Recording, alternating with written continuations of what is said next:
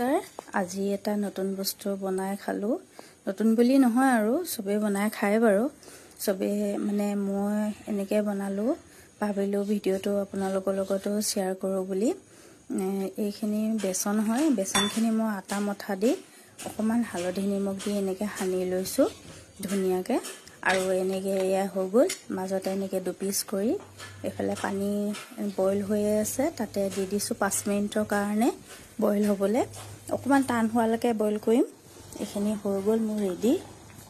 এয়াত মই এনেকে নমাই লৈছো নমাই লৈ এনেকে পিস কৰি কাটিলো এনে সৰু সৰুকে কাটি লৈছো আৰু কাটি লৈছিনি মই তেলত ফ্ৰাই কৰি লম ধুনিয়াকে 5 মিনিট মান ৰঙচা হোৱালৈকে ফ্ৰাই কৰিম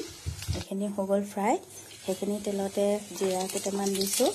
আৰু পিয়াজ এটা কাটি লৈ এনেকে দি অকমান ৰঙচা হোৱালৈকে ভাজিম